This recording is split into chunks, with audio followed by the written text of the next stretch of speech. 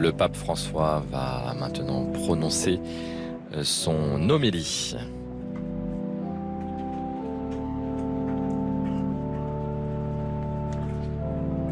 Il va la prononcer en espagnol.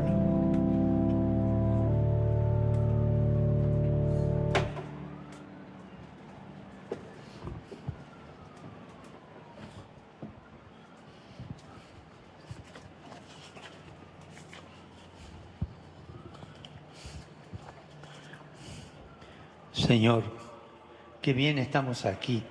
Les paroles de l'apôtre Pierre sur la montagne de la transfiguration sont celles que nous voulons faire nôtres après ces journées intenses. Seigneur, il est bon que nous soyons ici.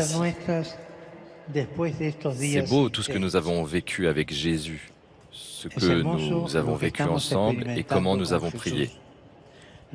Et après ces journées de grâce, nous nous demandons qu'est-ce que nous emportons avec nous en retournant dans la vallée de la vie quotidienne.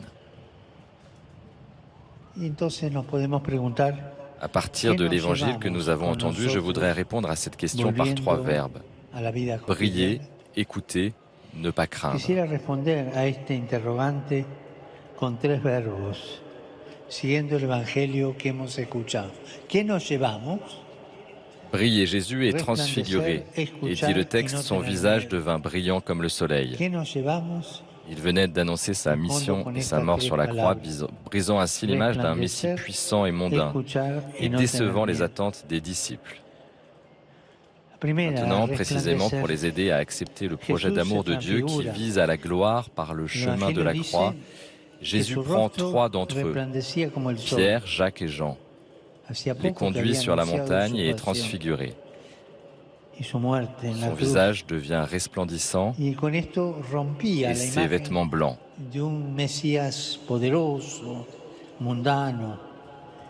Ce bain de lumière les prépare à la nuit qu'ils devront traverser. Cette brèche lumineuse les aidera à supporter la peine des heures les plus sombres, celle de Gethsémani et du Calvaire. Pedro, Santiago y Juan, los conduce a un monte y se transfigura. Y este baño de luz los prepara para la noche de la pasión. Amigos, mes amis, queridos jóvenes, nous avons nous aussi besoin de quelques éclairs de lumière pour affronter l'obscurité de la nuit, les défis de la vie, les peurs qui nous inquiètent, les ténèbres que nous voyons souvent autour de nous. L'Évangile nous révèle que cette lumière a un nom. Oui, cette lumière venue éclairer le monde, c'est Jésus. Il est la lumière qui ne se couche jamais et qui brille même dans la nuit. Me viennent à l'esprit les paroles du prêtre Esdras que l'on trouve dans les Saintes Écritures et que nous pouvons nous aussi répéter après ces jours vécus ensemble. Notre Dieu a fait briller nos yeux. Éclairés par le Christ, nous sommes nous aussi transfigurés. Nos yeux et nos visages peuvent briller d'une lumière nouvelle.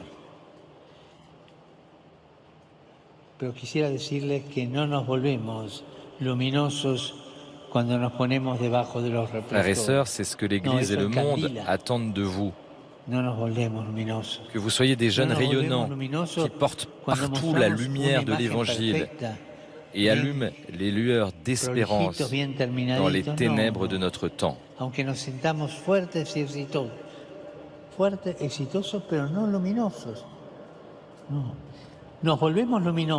voudrais vous dire une chose, nous ne devons pas lumineux lorsque nous sommes sous les projecteurs, lorsque nous affichons une image parfaite et que nous nous sentons forts et victorieux. Non, nous brillons quand, en accueillant Jésus, nous apprenons à aimer comme lui. Car telle est la vraie beauté qui resplendit. Une vie qui risque par amour.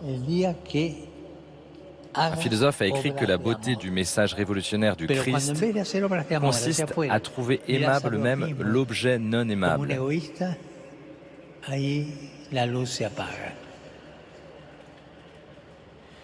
C'est-à-dire aimer le prochain tel qu'il est, non seulement quand il est en accord avec nous, mais aussi quand il ne nous est pas sympathique et qu'il a des aspects qui ne nous plaisent pas.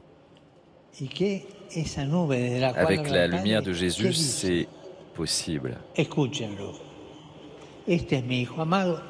Vous les jeunes, vous pouvez aimer de cette manière et abattre certains murs, certains préjugés, en apportant au monde la lumière de l'amour qui sauve. Puissiez-vous toujours briller de cet amour, briller avec Jésus, lumière du monde. Todo el secreto está ahí. Escuchás qué te dice Jesús. Yo no sé qué me dice, agarra el Evangelio y lee lo que dice Jesús y lo que dice en tu corazón. Porque Él tiene palabras de vida eterna para nosotros.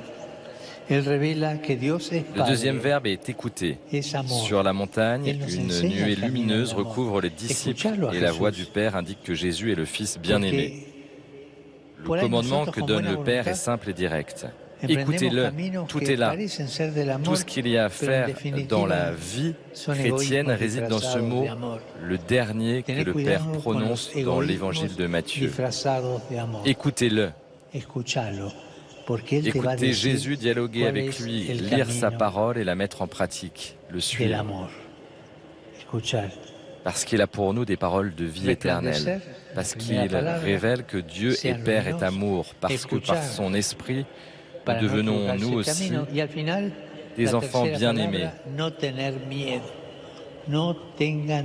Voilà ce dont nous avons besoin dans la vie, non pas la gloire, le succès, l'argent, mais savoir que nous ne sommes pas seuls, que nous avons toujours quelqu'un à nos côtés.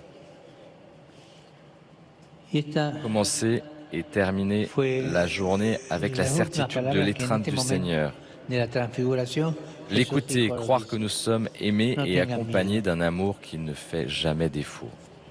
Et rappelons-nous ceci, nous mettre à l'écoute du Seigneur en restant ouverts à ses surprises fait de nous des personnes capables aussi de s'écouter les unes les autres, d'écouter la réalité qui nous entoure, les autres cultures, la voix souffrante des pauvres et des plus fragiles, le cri de la terre blessée et maltraitée. Il est beau d'écouter Jésus, de nous écouter les uns les autres et de grandir dans le dialogue.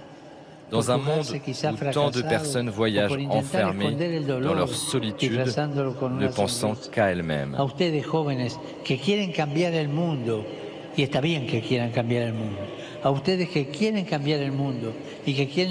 Briller, écouter et enfin ne pas craindre. Ce sont les dernières paroles que Jésus prononce sur la montagne pour encourager les disciples effrayés. Relevez-vous et soyez sans crainte. Maintenant qu'ils ont eu une anticipation de la gloire pascale, qu'ils ont été plongés dans la lumière divine et qu'ils ont écouté la voix du Père. Les disciples peuvent descendre de la montagne et affronter les défis qui les attendent dans la vallée. Il en est de même pour nous aussi. Si nous gardons la lumière de Jésus et ses paroles, nous pouvons marcher chaque jour dans la vie, le cœur libéré de la peur.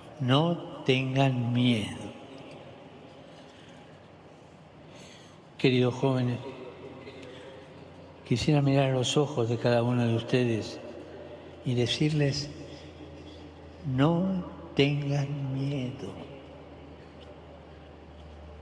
no tengan miedo.